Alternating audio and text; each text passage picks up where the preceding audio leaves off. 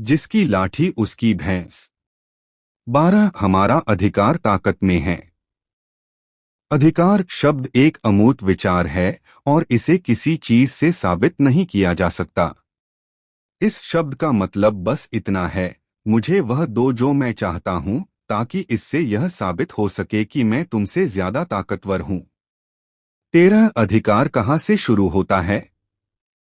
यह कहाँ खत्म होता है?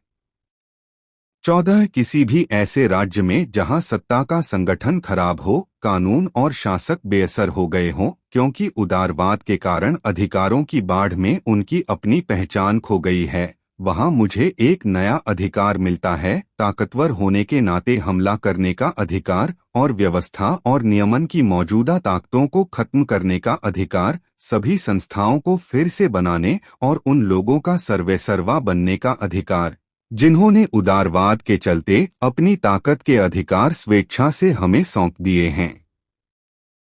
15 सत्ता के सभी रूपों की मौजूदा लड़खड़ाती हालत में हमारी ताकत किसी भी दूसरी ताकत से ज्यादा अजेय होगी, क्योंकि यह तब तक अदृश्य रहेगी जब तक कि यह इतनी मजबूत न हो जाए कि कोई भी चालाकी इसे कमजोर न कर सके।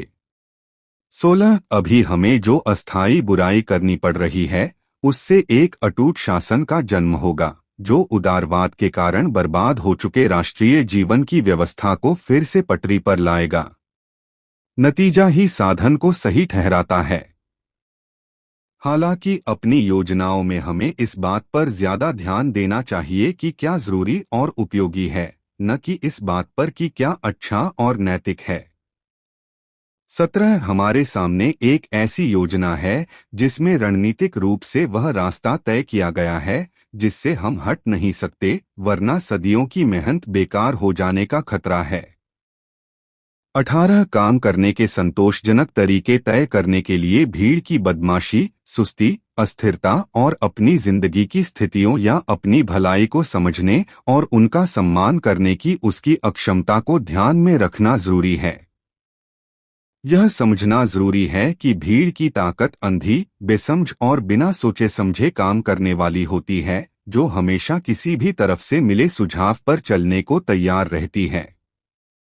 अंधा व्यक्ति दूसरे अंधे को रास्ता दिखाकर खाई में ही गिराएगा, इसलिए भीड़ के सदस्य या आम लोगों में से उठे नए लोग, भले ही वे कितने भी बुद्धिमान क्यों न हों, अगर उन्हें राजनीति की समझ नहीं है,